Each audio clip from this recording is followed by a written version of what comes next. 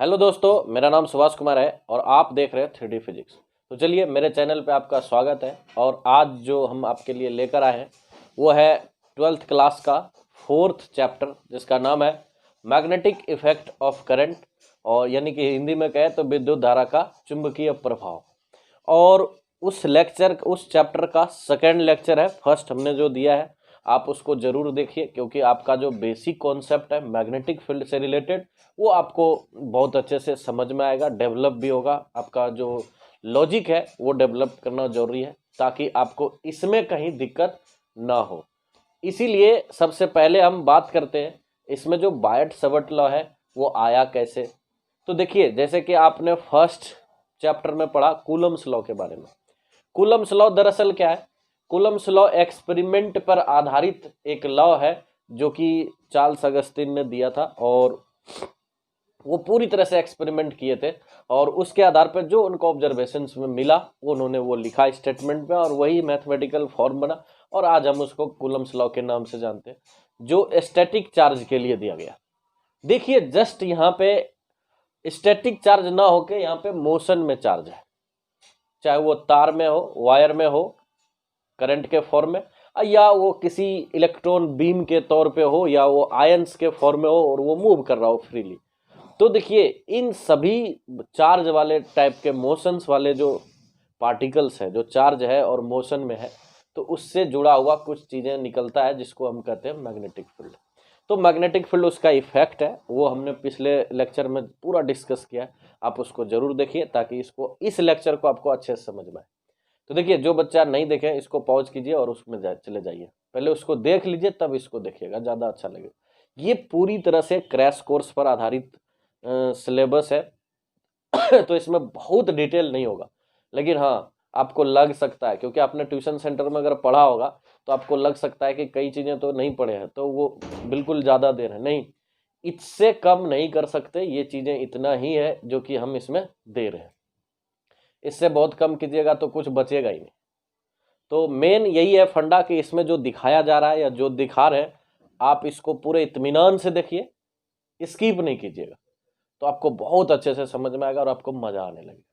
तो देखिए, हम सबसे पहले जो बात करते हैं वो बायट सवर्ट लॉ के बारे में बात करते हैं कि बायट सवर्ट लॉ है क्या। तो कूलम्स लॉ के जैसा ही यहाँ पे भी वही है, ये भी एक्सपेरिमेंटल बेस्ड है, इन्होंने भी एक्सपेरिमेंट किया है और जो एक्सपेरिमेंट के दौरान इन्होंने पाया वो चीज़ इन्होंने लिखा। तो मैग्नेटिक फील्ड अभी से जो पहले वाला हमने देखा था कि मैग्नेटिक फील्ड ओरस्टेड ने एस्टेब्लिश किया कि करंट के वजह से होता है, और करंट के वायर जो होता है जिसमें करंट दौड़ रहा है उसके चारों साइड मैग्नेटिक फील्ड होता है। अगर ये वायर है तो इसके चारों साइड मैग्नेटिक फील्ड होगा, ये बात हमने पहले वाला वीडियो में देखा। तो वहां पे जो देखा कि मैग्नेटिक फील्ड होता है, पर कितना होता है वैल्यू उसका निकाल नहीं पाए थे ओरस्टेड के हिसाब से, उसने सिर्फ रिलेशंस बताया इलेक्ट्रिसिटी एंड मैग्नेटिज्म के बीच। अब जो हम देखने जा रहे हैं वो एक्चुअली देखेंगे कि मैथमेटिकली एक फार्मूला आएगा हमको, और वो फार्मूला हमको बताएगा कि इसमें अगर करंट 3 एम्पियर है तो क्या होगा मैग्नेटिक फील्ड इसके आसपास, 2 सेंटीमीटर पे क्या होगा, 4 सेंटीमीटर पे क्या होगा।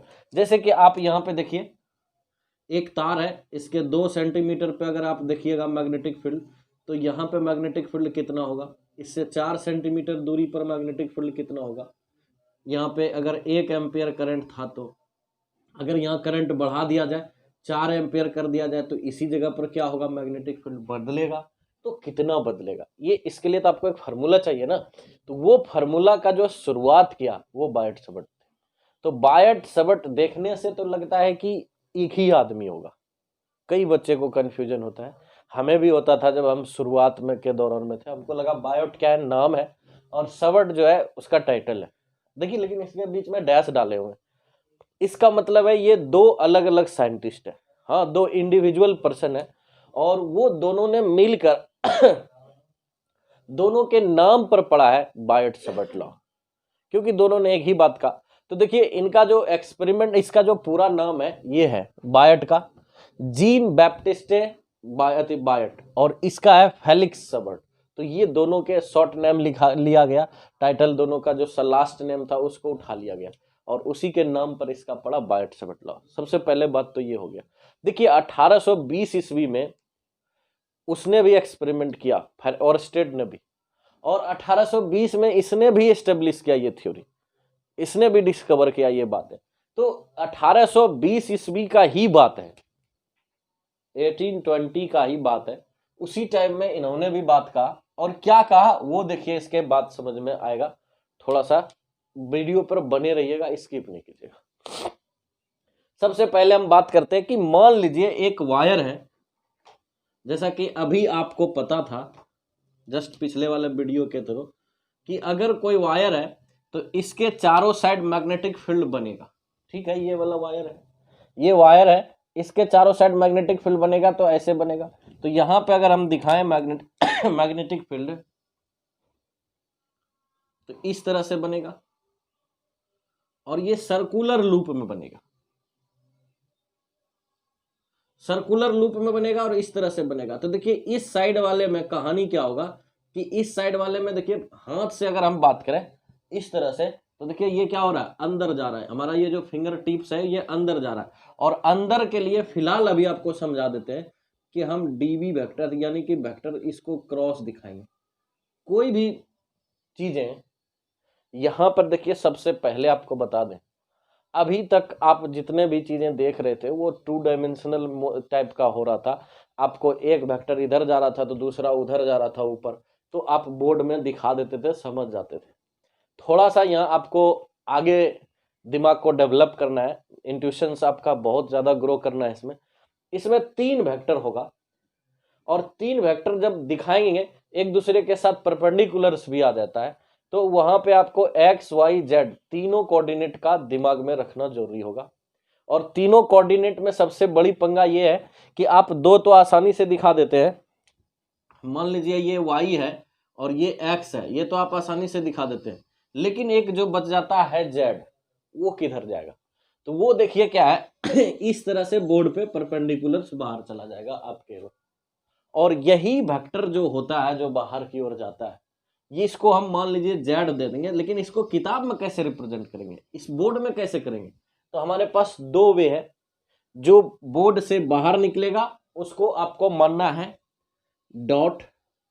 समझ लीजिए, आपको इसको थोड़ा सा लॉजिक बताते हैं याद रखने के लिए, कोई वैलिडेशन नहीं है, बस इसको लॉजिकली आपको याद रखना कैसे। मान लीजिए एक तीर है और वो इस पेज इस हाथ से हमारा पार होगा, तो आपको तीर का क्या दिखेगा? एक पॉइंट दिखेगा, बहुत नुकीला होता है तीर का, एरो समझते हैं ना, तीर जो धनुष तीर वाला, हाँ राम भगवान वाला। तो वो जो बाहर निकलते हुए नजर आएगा वो पॉइंटेड आएगा। तो इस तरह से पॉइंटेड कोई वेक्टर है, कोई भी वेक्टर है जिसका डायरेक्शन क्या समझेंगे कि आउटसाइड, ये क्या है, द बोर्ड है या पेज है, जो भी आपके नजर आए, और पेज है, या इसको आप कहिएगा कि आपके आंख के तरफ आ रहा है। देखिए आ रहा है, आप देख रहे हैं तो आपके आंख के तरफ आ रहा है, तो जो आंख के तरफ आ रहा है वो पेज से बाहर हो रहा होगा। अच्छा, पेज के अंदर भी जा रहा होगा, यानी बोर्ड के अंदर जा रहा होगा। तो जो बोर्ड के अंदर, यानी कि अगर आप जेड वेक्टर को देखिएगा, जेड अगर एक्सिस को देखिएगा तो इधर है, लेकिन इसका माइनस जेड, तो इसके जस्ट उल्टा होगा। तो देखिए उल्टा क्या हो गया, माइनस जेड हो गया अंदर की ओर। तो अंदर की ओर हो गया, तो इसको हम इन साइड वाला कॉन्सेप्ट लगाएंगे, इस तरह से घेर देंगे और इसको लिखेंगे इनसाइड द पेज या बोर्ड, जिसको भी जो भी कह सकते हैं। अच्छा, इनसाइड क्रॉस क्यों लिखा है? आप डॉट और क्रॉस वेक्टर का जो प्रोडक्ट था उसको आप नहीं सोचिएगा कि ये डॉट और क्रॉस से आया, नहीं, उस चीज साइन से इसको कोई लेने देना। ये साइन हमने सिर्फ एक कॉन्सेप्ट राइज किया है कि बोर्ड के अगर बाहर निकल रहा होगा तो किस तरह से समझेंगे, अब बोर्ड के अंदर जा रहा होगा तो किस तरह समझेंगे। तो बोर्ड के अंदर जा रहा है, आप समझिए कि एक तीर जो होता है असल में उसके पीछे जो है पंख लगे होते हैं, नहीं, और इस पंख में आप देखिएगा कि जो बाहर से आदमी देखेगा, इधर से देखेगा इसको, उसको क्या नजर आएगा कि इस तीर में पीछे जो पंख होता है क्रॉस में होता है, तो वो क्रॉस वाला सिंबल आपको समझना है। तो मतलब समझना है कि तीर भीतर जा रहा है, मतलब किधर जा रहा है, बोर्ड के अंदर जा रहा है, और तीर का अगर पॉइंट दिख रहा है तो तीर बोर्ड से बाहर आ रहा है। बस इतना सा ही समझना है, इसके आगे इसमें कोई दिमाग नहीं लगाना।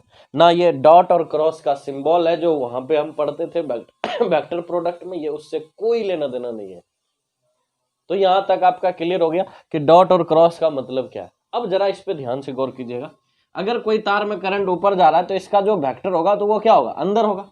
तो अंदर इधर होगा और इधर क्या होगा, ध्यान से देखिए, इसके इस पर, ये बोर्ड पर रखा हुआ एक तार है, तो इसके ऊपर से करंट मैग्नेटिक फील्ड ऐसे ऐसे बनेगा, चूड़ी जैसा। आप 10th में भी पढ़े थे और आगे भी हम दिखाएंगे इसके बारे में, बातें करेंगे इसके बारे में, समझाएंगे भी। फिलहाल अभी आप इसको 10th वाला कॉन्सेप्ट लीजिए कि इस तरह से रिंग जैसा इसमें मैग्नेटिक फील्ड बनेगा। अब इस तरह से जब बनता है तो देखिए ये क्या होगा, अंदर जाएगा।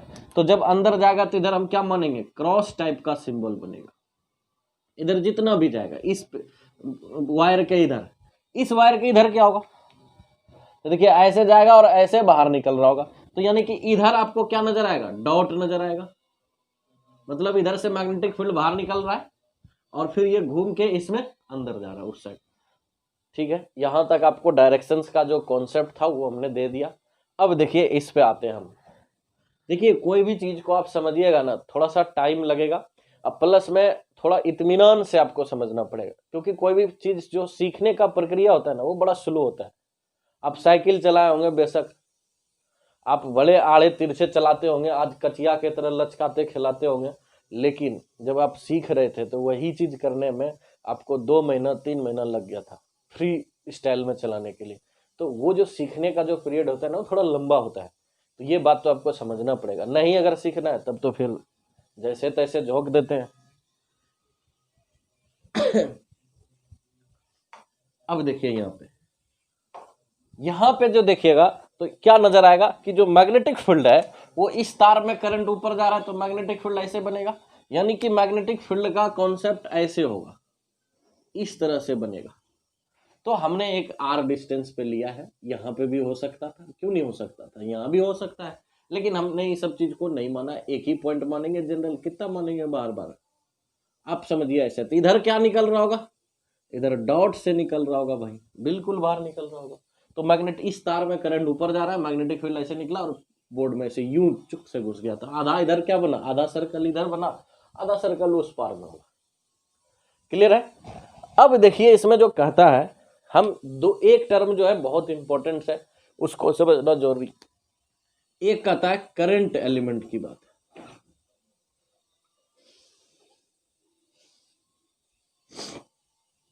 करंट एलिमेंट कई बार बच्चे को समझ में नहीं आता क्या है। करंट एलिमेंट असल में एक चीज नहीं है, 2 क्वांटिटी को मिलाया हुआ है, करंट है और एलिमेंट वर्ड मिला है। तो देखिए करंट एलिमेंट क्या है कि इस वायर में जो करंट जा रहा है वो किधर जा रहा है, ऊपर, आई ऊपर है। एक छोटा सा लेंथ लीजिएगा, इस लेंथ को अगर पूरे को आप कहिएगा तो पूरा तो एल है वायर का, लेकिन अगर छोटा सा पार्ट लीजिएगा तो आप समझते थे इसको डीएल। तो देखिए इसमें डीएल जो है वो स्मॉल लेंथ होता है जो वायर का है। इस स्मॉल लेंथ का आप डायरेक्शन अगर पूछा जाए तो कोई भी लेंथ को आप डायरेक्शन में कन्वर्ट कर सकते हैं, बशर्ते आप जिधर मान सकते हैं, फ्रीडम है। तो इसको माना गया जिधर करंट जा रहा है उधर ही। तो आप इसको अगर डीएल को, अगर आप डीएल वेक्टर बनाइएगा एक छोटा सा लेंथ को, तो डीएल वेक्टर ऊपर की ओर हो गया, तो ये हो गया डीएल वेक्टर, आई के तरफ ले लिए। अब देखिए करंट एलिमेंट क्या है, द प्रोडक्ट ऑफ क्या, current I and length of wire in the direction of current.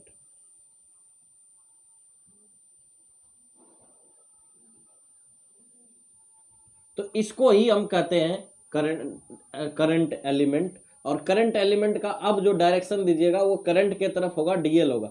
अब इसको आप सिंपल बात कह सकते हैं, इसको आप कह सकते हैं आई इंटू डी एल वेक्टर। आप वेक्टर बना लिए इसको, और वेक्टर बना लिया, आप जान गए किधर डायरेक्शन होगा, ऊपर की ओर होगा, करंट की दिशा में। तो एक करंट एलिमेंट को समझना जरूरी था इसमें।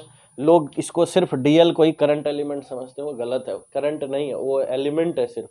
और समझिए उसको आप, करंट तो इसमें गुना करना पड़ेगा। तो करंट एलिमेंट आपका क्लियर हो गया। अब हम आते हैं इसके स्टेटमेंट पे, जो इन्होंने ऑब्जर्व किया वो बात क्या था।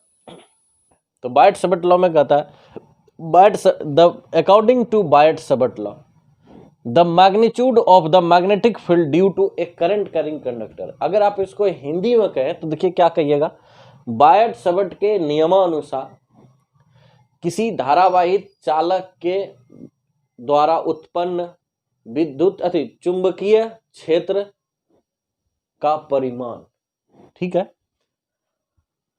चालक में प्रवाहित विद्युत धारा के समानुपाती होता है। अब ये कह रहा है is directly proportional to the current in the conductor. धारा जो इसमें प्रवाहित हो रहा है, ये जो आई है, ये अगर बढ़ेगा तो ये कह रहा है कि अगर आप यहाँ पे सिंपल भाषा में देखें तो अगर यहाँ पे आई है और ये वाला जो यहाँ पे फील्ड बन रहा है डीबी, अच्छा डीबी क्यों लिए है, क्योंकि हमने एक छोटा सा लेंथ के लिए लिए है। अगर ये पूरे बड़े लेंथ के लिए लेंगे तो यहाँ बी कहलाएगा, ठीक है, पूरे लेंथ के लिए। तो इसके लिए छोटा सा लेंथ लिए हमने, एकदम छोटा सा, नेट टेंस टू 0 है लेंथ, तो उसके लिए जो मैग्नेटिक फील्ड बनाएगा वो भी बहुत छोटा सा होगा, और बड़े वायर के लिए बड़ा सा हो जाएगा। तो इसलिए डीबी से सूचित करते हैं, आपको इसके लिए टेंशन नहीं लेना है। कह रहा है यहाँ पे आई बढ़ाएगा तो यहाँ पे क्या हो जाएगा, बी भी बढ़ेगा, मैग्नेटिक फील्ड का स्ट्रेंथ भी बढ़ेगा। ये बात इन्होंने एक्सपेरिमेंटली देखा और वही बात इन्होंने कहा। तो देखिए पहला स्टेटमेंट का ये कहानी था। दूसरा स्टेटमेंट कह रहा है is directly proportional to the length, जो डीएल हमने लिया है ऑफ द कंडक्टर। कह रहा है ये डीएल अगर बढ़ेगा तो इसके डीबी का भी वैल्यू बढ़ जाएगा। इन्होंने सोचिए कैसे किया होगा। हो सकता है इन्होंने एक ऐसा चीज रखा जिसके वजह से यहाँ पे मैग्नेटिक फील्ड इसको ढक दिया, और ये ऐसा चीज से ढका जो कि मैग्नेटिक फील्ड को सील्ड कर देता है। और जब ये सील्ड कर देगा तो इतनी सी छोटी सी लेंथ की वजह से यहाँ मैग्नेटिक फील्ड बन रहा होगा। यहाँ पे इसने निडल कंपास रखा और देखा डिफ्लेक्शंस कितना दे रहा है, हल्का दिया।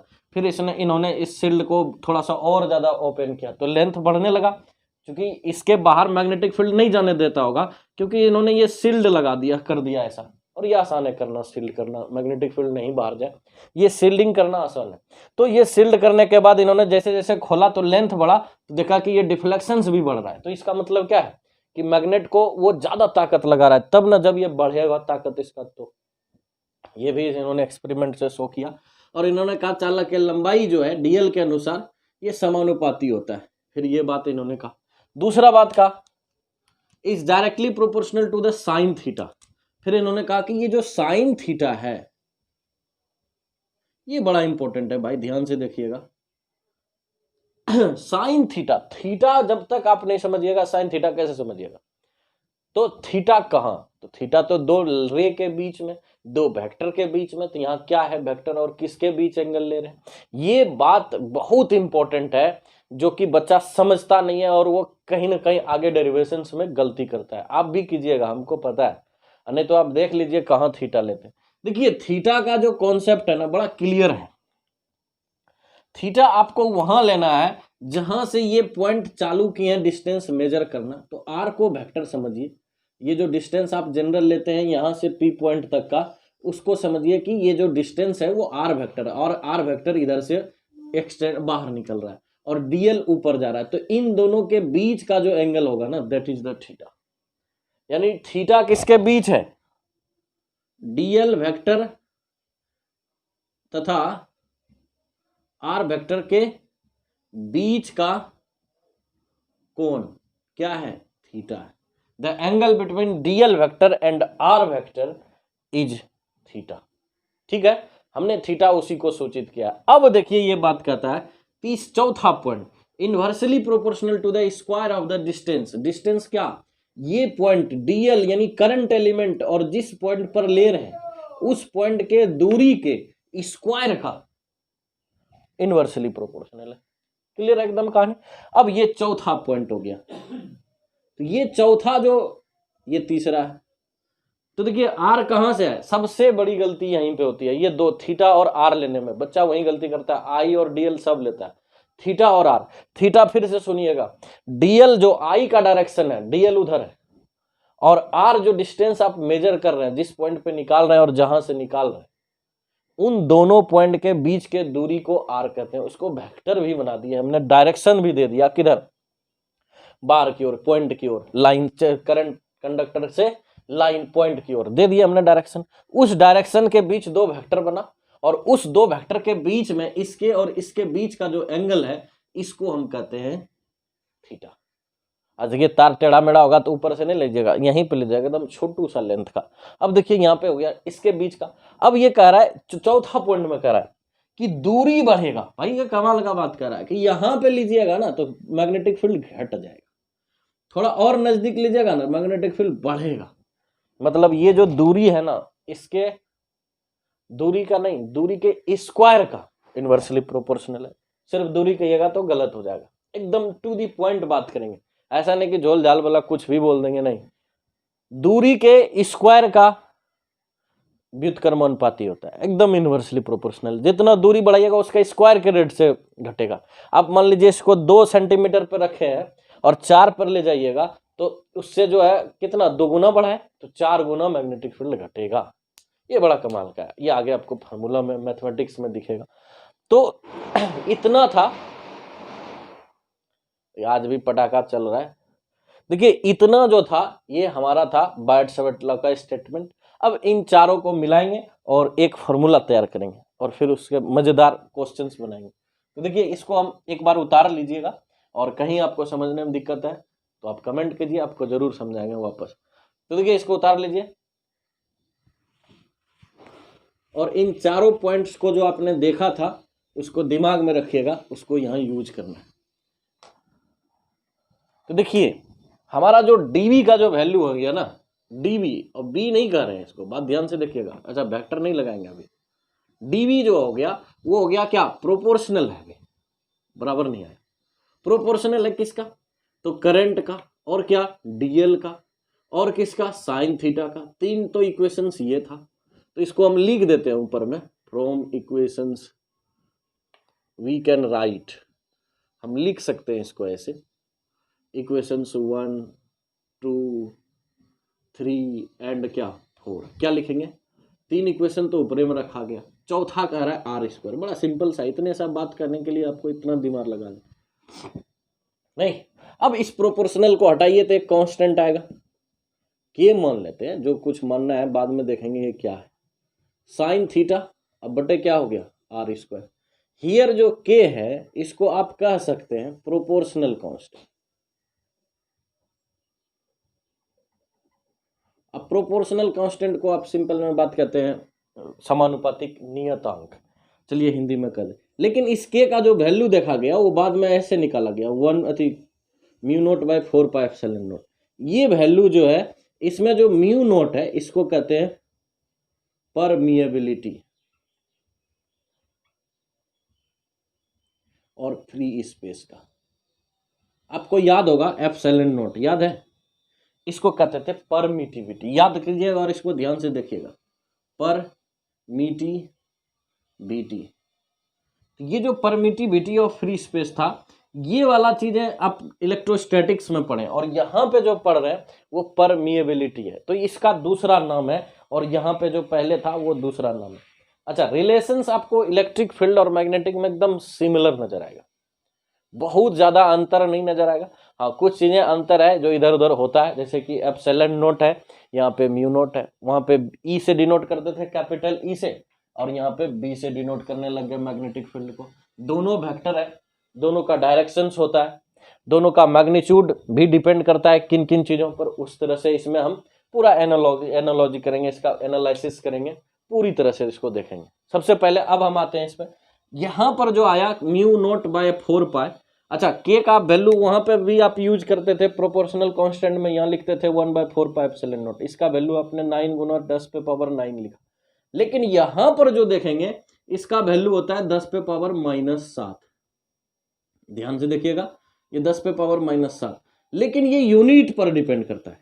और ये डिपेंड किस पे करता है, तो पहले इसके बाद अभी हम इसको छोड़ देते हैं, अभी हम इसको देखते हैं। तो ये जो परमेबिलिटी ऑफ फ्री स्पेस है तो मीडियम का भी होगा, तो बिल्कुल होगा परमेबिलिटी ऑफ ए मीडियम। और इसमें एक और टर्म आएगा जिसको कहेंगे म्यू आर, रिलेटिव परमिबिलिटी।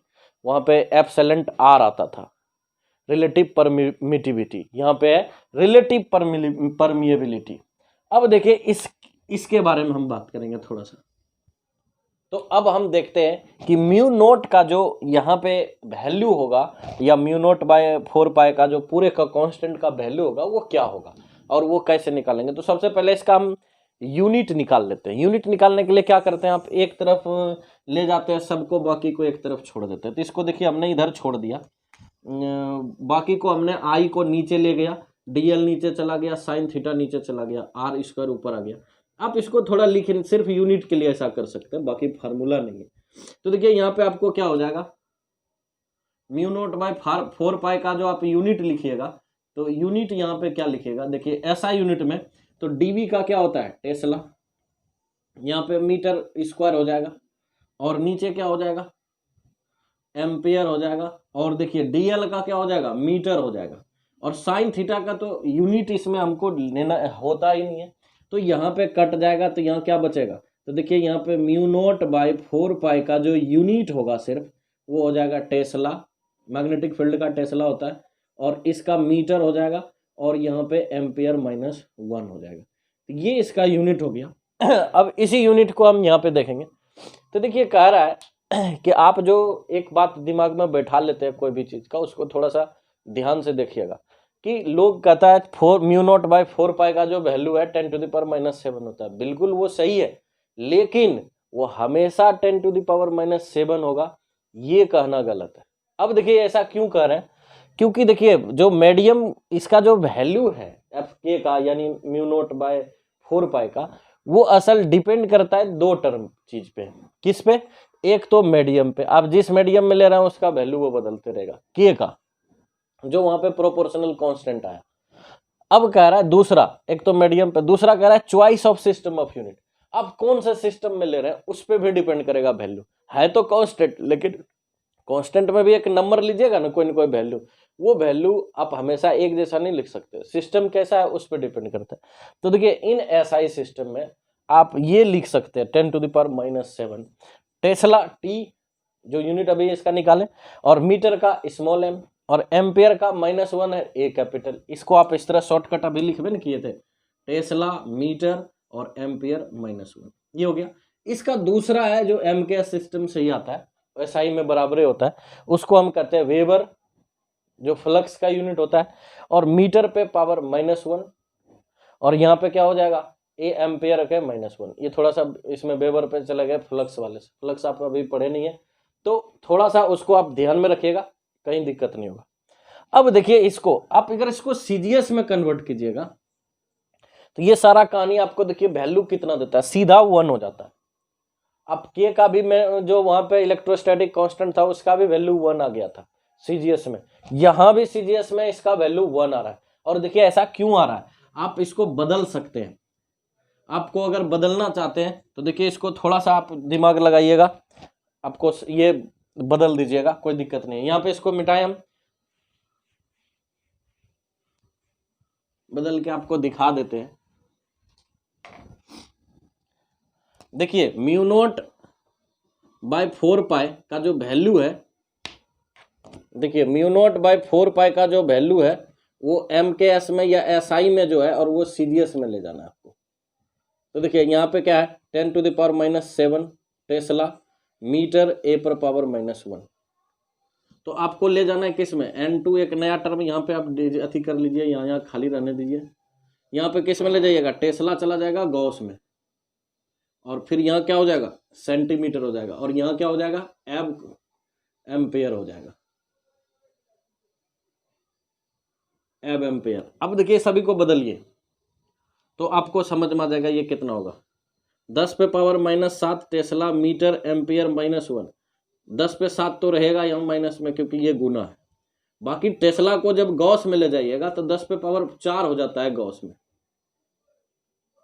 देखिए कई बच्चे इसको जी को है ना बड़ा लिख देता है, वो गलत है। गॉस का जब पूरा नाम लिखेंगे तब इसको हम स्मॉल से ही लिखेंगे, ज़्यादातर यही अच्छा रहता है, और यही अच्छा नहीं रहता है, ये रूल है ऐसा यूनिट ऐसे लिखने का यूनिट तरीका। देखिए ये टेस्ला चला गया 10⁵ गॉस में, मीटर किस में चला जाएगा, सेंटीमीटर में, तो 100 से गुना कीजिएगा इसको। देखिए एम्पेयर चला गया एब एम्पेयर में, तो एब एम्पेयर होता है असल में 10 इसके बराबर।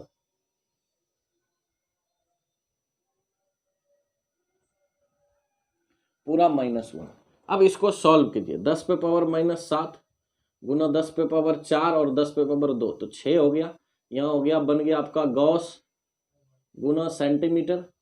एब एम्पेयर पे माइनस है तो यहाँ पे माइनस 10 पर पावर भी -1 हो जाएगा, तो यानी क्या हो जाएगा, अच्छा यहाँ पे एब एम्पेयर रहेगा ऊपर में, ये -1 रहने दिया, इसको हमने कटा दिया। अच्छा देखिए इसको ऊपर आप लिखिएगा तो क्या लिखिएगा, 10 पे पावर -7 गुना 10 पे पावर 6। अच्छा आप इसको जरा इधर ले आइएगा, तो 10 पे आप -1 पहले से लिखिएगा इसको ही खाली, और उसके ऊपर ऑलरेडी -1 है, तो ये क्या हो जाएगा, एब एम्पेयर। देखिए यहाँ क्या हो जाएगा, गॉस इनटू सेंटीमीटर, गुना क्या होगा, एब एम्पेयर हो जाएगा, और एब एम्पेयर पे क्या होगा, -1। अब इसको आप लिखिएगा तो क्या हो जाएगा, 10 पे पावर -7 गुना 10 पे पावर 6 गुना 10 पे पावर 1, -1 गुना हो जाएगा, तो यानी कि क्या हो जाएगा, ये वैल्यू 1 हो जाएगा। तो देखिए इसका यूनिट क्या हो जाएगा, 1 गॉस सेंटीमीटर और क्या, एब एम्पेयर पे पावर -1। यही हो गया आपका म्यू नोट का वैल्यू, किससे, 10 पे पावर -7 टेस्ला मीटर एम्पियर पे पावर -1, और यही वैल्यू क्या है, म्यू नोट बाय 4 पाई। तो देखिए ये जो वैल्यू आया ना, ये MKS, ये SI सिस्टम है, और ये MKS में, और ये CGS में आ गया। तो देखिए हमने यही लिखा है कि इन CGS में जो है इसका वैल्यू कितना लेना है, मात्र 1 लेना है। ये बड़ा इंपॉर्टेंस था, और आपको कई बच्चे को ये एक्चुअली हो सकता है नया लगा हो, और ये जो हमने आपको लिखाया है, समझाया, इसमें आपको ये भी पता चल गया, एक टेस्ला में 10 पे पावर क्या है, 4 गॉस होता है, 1 मीटर में 100 सेंटीमीटर, ये आप जानते हैं। 1 एम्पियर में, एम्पियर पे पावर -1 है ना, 1 एम्पियर बराबर होता है 1/10 एब एम्पियर, दोनों पर -1 लगा, दोनों पर लगा दिए, बाकी हमने मैथमेटिक्स किया और उसके बाद ये सॉल्व हो गया। एक और लास्ट यूनिट लिखते हैं इसका 3rd नंबर में, औक्ताइएगा नहीं, अदर सिस्टम भी कह सकते हैं या MKS इसको ही कह सकते हैं। इसमें देखिए क्या है, म्यू नोट बाय 4 पाई 10 पे पावर -7। अच्छा ऊपर में हो जाता है हेनरी और नीचे हो जाता है मीटर, ये भी एक यूनिट है, आपको कहीं ना कहीं अगर ये 10 पे पावर माइनस, ये MKS सिस्टम के जैसा है, बराबर है वैल्यू इसका, तो वो हेनरी हो जाता है। वो आगे एक चैप्टर है उसमें आपको पता चलेगा, हेनरी भी एक यूनिट है इंडक्टेंस का, तो उसमें हम ये यूज करेंगे, यहाँ पर वही फार्मूला आएगा आपका, और वो वैल्यू जो है हेनरी पर यूनिट मीटर, तो वो आपका यूनिट हो जाएगा। तो देखिए हमने 3 यूनिट देखा, हो सकता है आपको कई यूनिट ऐसा लगा हो जिसमें कि नया हो, ये आपको बिल्कुल नया लगा हो। तो देखिए जब सेंटीमीटर का कॉन्सेप्ट दिया हो, रेडियस दिया हो, डिस्टेंस दिया हो सेंटीमीटर में, करंट दिया हो एब एम्पियर में, तो हम डायरेक्ट यूज कर लेंगे mu naught by epsilon. Otherwise हम यही यूज करते हैं अभी तक, कई बच्चा तो यही यूज करता है और उसको ये पता भी नहीं चलता। तो चलिए यहाँ तक था यूनिट का concept, mu naught by epsilon अथवा। अब हम आगे देखते हैं, इसके आगे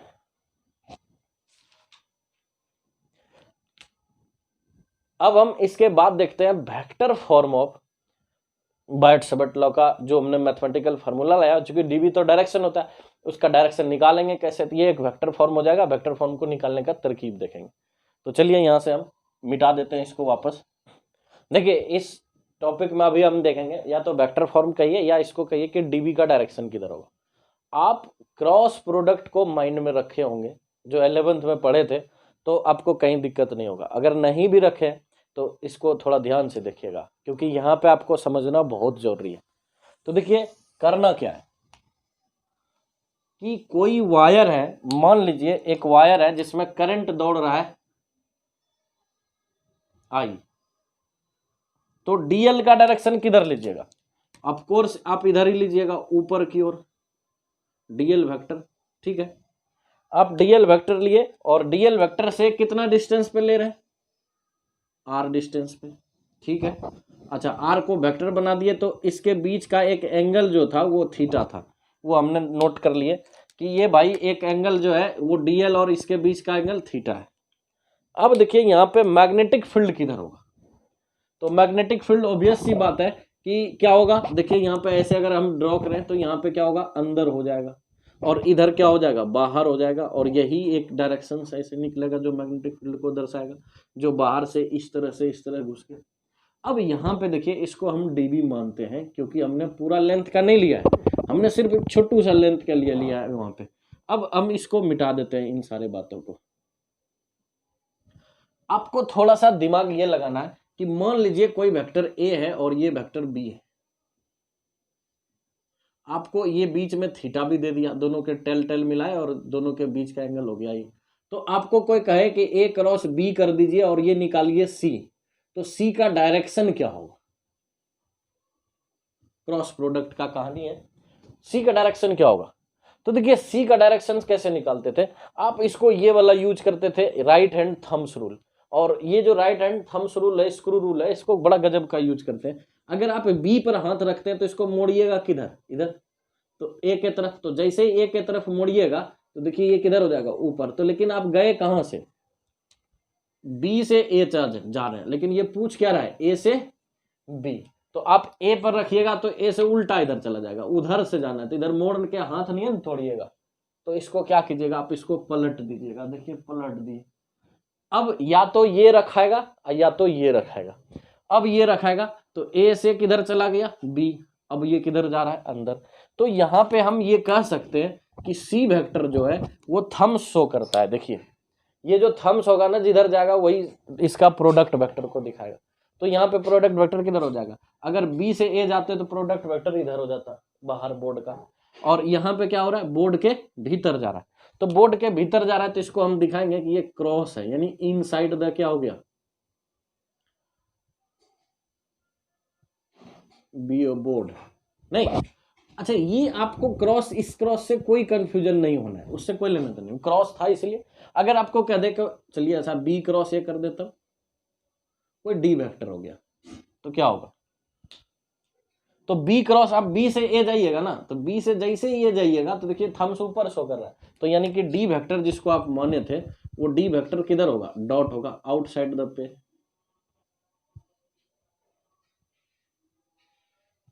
तो इसको आप ऐसे लिखा दीजिएगा कि ये इस तरह से डॉट कर रहा है, तो लोग समझ जाएगा कि डी वेक्टर भाई बाहर निकल रहा है। अब यहां पर आइए और देखिएगा ध्यान से क्या है। इस जगह पर दो वेक्टर है, तो सबसे पहले अगर हमको डीबी लिखना है तो डीबी लिखने का तरीका, पहले वेक्टर नहीं लगाएंगे, पहले लिखेंगे mu naught by 4 pi I D L और क्या? Sine theta by R square. ये हमारा फॉर्मूला है जो बायट-सैबर्ट लॉ ने दिया था, बायट-सैबर्ट लॉ का मैथमेटिकल फॉर्म में आया। अब इसके बाद अगर हम देखें इसका डायरेक्शंस पूछा जाए, डीबी किधर है, तो डीबी तो पेज के अंदर जा रहा है और ये दो पेज पे है यानी बोर्ड पर है, तो कौन सा ठीक बैठता है? देखिए यहाँ पे डीएल भी वेक्टर है और एक आर भी वेक्टर है। हम ऐसा कर सकते हैं डीबी निकालने के लिए, अगर हमको लगे कि पहले सबसे पहले डीएल क्रॉस आर कीजिए, फिट बैठ रहा है कि नहीं बैठ रहा है। तो देखिए डीएल किधर है? ऊपर है, और आर किधर है? इधर है। अगर इसके बीच थीटा है तो आपको किससे जाना है? डीएल से आर, तो इधर से इधर जाना है। तो देखिए डीएल क्रॉस आर कीजिए, किधर जा रहा है? अंदर। ये तो अंदर हो गया, और जब ये डीएल क्रॉस आर अंदर हो गया तो मतलब डीबी जो नया वेक्टर आया प्रोडक्ट में, वो किधर है? वो एक्चुअली क्या हो रहा है? इनसाइड हो रहा है, तो यहाँ फिट बैठ रहा है। लेकिन अगर कोई इसको आर क्रॉस डीएल पे चेक करता तब देखिए क्या हो जाता, जरा कीजिए इसको। तो आर क्रॉस डीएल, आर किधर है? इधर है, इधर है, और डीएल ऊपर जा रहा है ना, तो आर क्रॉस डीएल जाइएगा तो किधर हो रहा है? ऊपर वेक्टर आ रहा है। मतलब इसका कोई प्रोडक्ट अगर बनता है यहाँ पे डीबी, तो ये किधर हो जाता? ऊपर, जबकि यहाँ क्या आना है? अंदर। तो इसका मतलब फिट नहीं बैठ रहा है। कौन सा? R cross DL. तो कौन फिट बैठ रहा है? ये वाला नहीं बैठ रहा है फिट, तो ये वाला फिट बैठ गया। तो हम क्या कर सकते हैं? डीएल क्रॉस आर को कोशिश करेंगे लाएं, और वो क्या बन जाएगा? एक वेक्टर बन जाएगा जो डीबी को सेटिस्फाइड करता है डायरेक्शन में। तो सबसे पहले हम यहाँ पे देखते हैं, इसको आप मान लीजिए डीबी बराबर म्यू नोट बाय 4 पाई आई डीएल। अच्छा डीएल ऊपर में है, अच्छा इसको आप डीबी को क्या लिख सकते हैं? एक बात याद है, डीएल आर साइन थीटा। अगर मैग्नीट्यूड लिखिएगा तो थीटा फिट बैठ रहा है तो ये पूरा हो जाएगा, तो साइन थीटा रिप्लेस हो जाएगा कब? जब आप डीएल क्रॉस क्या लगाइएगा? आर। तो यहाँ डीबी हो जाएगा वेक्टर फॉर्म नहीं, तो देखिए डीबी वेक्टर हो जाएगा तब जब ये क्या कीजिएगा? डीएल क्रॉस आर कीजिएगा तो साइन इसी में इंक्लूड हो जाएगा। चलिए यहाँ पे आप इसको देखे थे। अच्छा ऐसा क्यों होता है था ये आपको बताए होंगे। यहाँ पे देखिएगा तो बी ए साइन थीटा बराबर डी वेक्टर होता है। ये मैग्नीट्यूड फॉर्म था, ये वेक्टर फॉर्म वो था। अब यहाँ पर देखिएगा कि यहाँ पे अगर हम आर ले आए किसी तरह से और यहाँ साइन थीटा लगाए हैं, लगा ही रहने दें, और यहाँ पे आर एक्स्ट्रा लाए, यहाँ पे मान लीजिए आर गुना किए ऊपर भी तो नीचे भी गुना कीजिएगा, तो आर यहाँ पे स्क्वायर हो जाएगा। तो क्या हो जाएगा यहाँ पे डी वी बराबर mu naught I D L sine theta into क्या आर, अब बाई क्या होगा आर क्यूब, और यहाँ क्या होगा 4 पाई। अब एक बात देखिएगा ध्यान से इसको, mu naught I D L R और साइन थीटा है, अब बटे इसको क्या लिखेगा mu naught by 4 pi R cube हो गया। आप इसको रिप्लेस कर सकते हैं यहाँ से, ध्यान से देखिएगा तो ये डीवी वेक्टर हो जाएगा। सॉरी डीवी वेक्टर का डायरेक्शन है ये, सॉरी ये ऐसा नहीं कि डीवी वेक्टर है, ये ध्यान से देखिएगा इस जगह पे, नहीं तो गड़बड़ हो जाएगा। मान लीजिए कोई सी वेक्टर मान लेते हैं यहाँ पे फिलहाल, तब तो आपको दिक्कत नहीं होगा, क्योंकि ये आप इस जगह पे कहिएगा कि डायरेक्ट डीवी क्यों ना रख दे, ना डीवी नहीं रखना है। ये कोई वेक्टर है जिसको डायरेक्शन से हमने दिखाया कि ये सी वेक्टर सेटिस्फाइड हो गया कि अंदर जा रहा है, बस ये दिखना है आपको, ठीक है। अब यहाँ पे देखिएगा हम डीएल क्रॉस आर, तो ये कोई सी वेक्टर है, सी वेक्टर को नहीं उठा के हम बल्कि इसको ही लेंगे जो ये हमारा इस फॉर्म में आया, तो इसके जगह पे हम क्या लगाएंगे, यानी कि डीवी एक वेक्टर बन जाएगा, डायरेक्शन हमारा सेटिस्फाइड हो गया। तो mu naught by 4 pi I D L across क्या लिखिएगा आर वेक्टर, तो यहाँ पे क्या हो जाएगा आर क्यूब हो जाएगा। अब देखिए ये पूरा वेक्टर फॉर्म हो गया और ये सेटिस्फाइड कर रहा है। डीएल क्रॉस आर कीजिएगा साइन थीटा आ जाएगा इसमें, डीएल साइन थीटा, और ये जो जिधर जाएगा वो डायरेक्शन इसको शो करेगा। तो यहाँ पे ये क्या है इनसाइड है, क्या है इनसाइड द बोर्ड, ये हो गया इसका कहानी। अब डीएल क्रॉस आर भी क्या है इनसाइड है, बस ये आपको देखना था इसमें। अब देखिए इसको थोड़ा सा और आगे बढ़ा दें, इसको मिटाते हैं।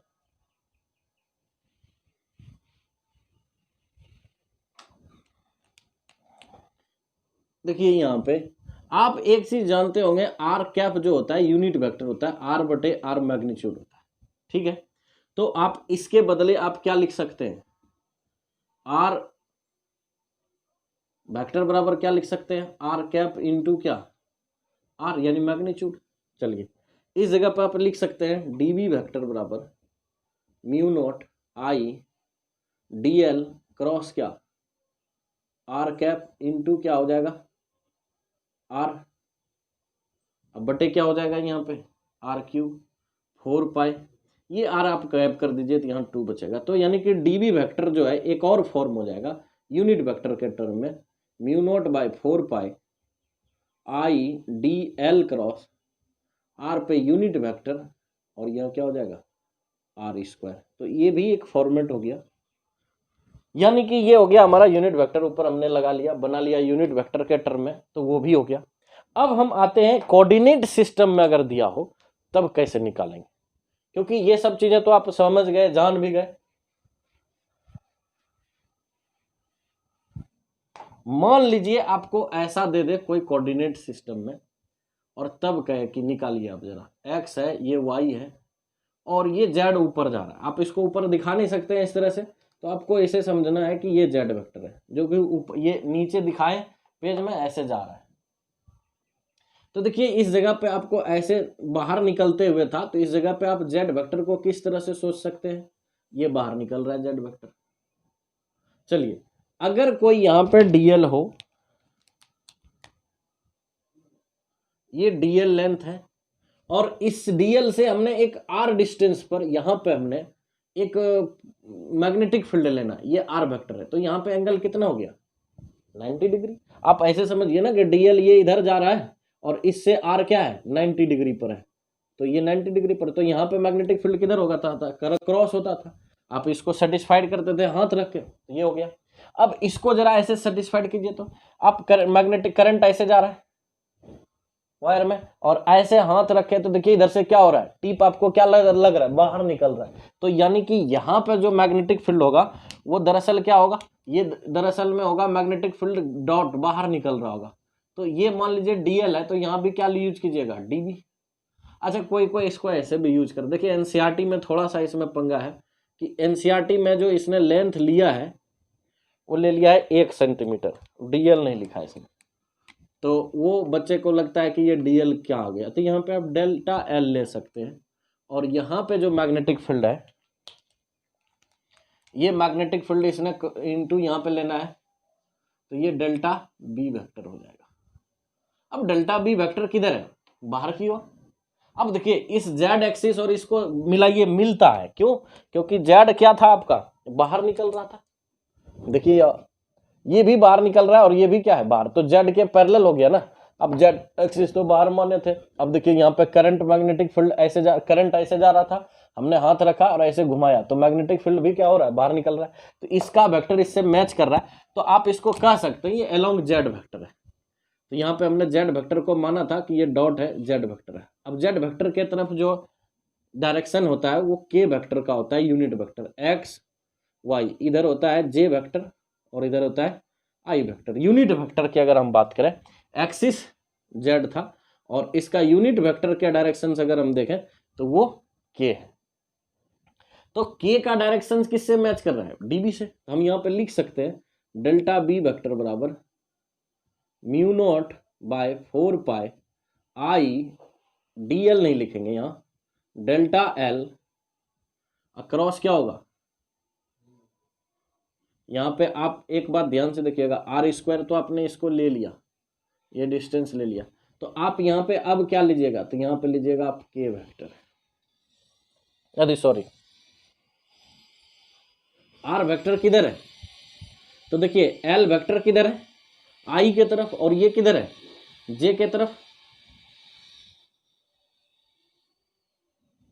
अब यहाँ पे आपको एल वेक्टर को भी आप लिख सकते हैं, डेल्टा एल वेक्टर को आप लिख सकते हैं क्या, ध्यान से देखिएगा, डेल्टा एल इंटू क्या, आई कैप। क्या लिख सकते हैं, डेल्टा एल इंटू आई कैप। थोड़ा सा ये कॉम्प्लिकेटेड होते जा रहा है धीरे धीरे। देखिए एनसीईआरटी थोड़ा सा टफ कर दिया इसको, हम नहीं कर रहे। एनसीईआरटी टफ क्या किया, हमने डेल एल लिया किसके तरफ, आई के तरफ। तो डेल्टा एल वेक्टर जो अभी तक हम यूज कर रहे थे एज ए फार्मूला, वो फार्मूला में देखिए क्या हो गया ये। अच्छा, हम फार्मूला के तौर पे लिखे तो यहाँ क्या लिखेंगे, आर वेक्टर, अगर आर कैप लिखेंगे। तो ये देखिए ये हमारा फार्मूला है, लेकिन अब जब यहाँ पे अगर हम लगाएंगे एक कोऑर्डिनेट सिस्टम में, तब देखिए क्या हो जाएगा, mu naught by 4 pi I, del L तो एक मैग्नीट्यूड है और इसमें क्या है, आई कैप वेक्टर है, यूनिट वेक्टर है जो कि एक्स के तरफ बता रहा है कि डेल एल है। अच्छा, आर किधर कैप है, तो आर का यूनिट कैप किधर है, जे के तरफ। तो यहाँ पे क्या हो जाएगा, क्रॉस जे कैप। अब बटे यहाँ क्या हो जाएगा, यहाँ पे हो जाएगा आर स्क्वायर। यही कहानी हो गया। और आई क्रॉस जे जो होता है, अब आपको पूछा जाए कि बी वेक्टर किधर होगा, तो देखिए बी वेक्टर का क्या होता है फॉर्मूला, यहाँ पे क्या हो जाएगा, आई क्रॉस जे जो होता है वो के वेक्टर होगा। देखिए के मैच करता है कि नहीं, तो डेल्टा बी का जो वेक्टर होगा वो असल में डेल्टा बी गुना क्या हो जाएगा, के हो जाएगा इसका मैग्नीट्यूड डायरेक्शन। तो मतलब ये किधर हो गया, जेड के अलोंग हो गया। ये थोड़ा सा आपको दिक्कत हो सकता है, हो गया हो, कोई बात नहीं, फिर से आप समझिए इसको। जनरल टर्म में ऐसे अगर लिख दें तो इस तरह से, अगर आपको यहाँ पे दिया जाए कि ये एक एक्स एक्सिस है और इधर ये जेड के तरफ निकल रहा है, तो के वेक्टर जो यूनिट है वो क्या है, बोर्ड के बाहर है, जिसको जेड के तरफ सिंबॉलिक रिप्रेजेंटेशन दे दिए। और इसको आप नहीं भी लिखेगा चलेगा, लेकिन हमने यहाँ पे ये देखा कि करंट जब ऐसे जाएगा तो मैग्नेटिक फील्ड बाहर निकलेगा यहाँ पे इस लेंथ पर, और इसके नीचे देगा तब ये अंदर जा रहा होगा। तो आपको जो यहाँ पे अगर ऐसा कह दे कि इस जगह पर मैग्नेटिक फील्ड क्या होगा, तो ये मैग्नेटिक फील्ड क्या होगा, डेल्टा बी किधर जा रहा होगा, अंदर की ओर, और यहाँ से निकल के ये इतू सा मैग्नेटिक फील्ड ऐसे कर्व बना के इसमें इंटर कर रहा होगा। देखिए मैग्नेटिक करंट ऐसे जा रहा है तो मैग्नेटिक फील्ड इस तरह से गोल गोल बनेगा, तो यहाँ से जब निकलेगा तो ये बाहर की ओर निकलेगा, और फिर ये ऐसे घूमते हुए फिर ये क्या हो जाएगा, इस तरह से अंदर चला जाएगा। तो यहाँ पे ये अंदर गया और यहाँ बाहर निकला, तो बाहर निकला किसके तरफ, जेड के तरफ पैरेलल हो गया, तो जेड के तरफ जाएगा तो डीबी का यूनिट वेक्टर क्या होगा, कि एक ही तरफ दिखा रहा है। अच्छा, आर किधर जा रहा है, आर वेक्टर किधर है, जे के डायरेक्शन में, तो यहाँ पे हमने जे लिया आर के जगह पे, यूनिट वेक्टर के जगह।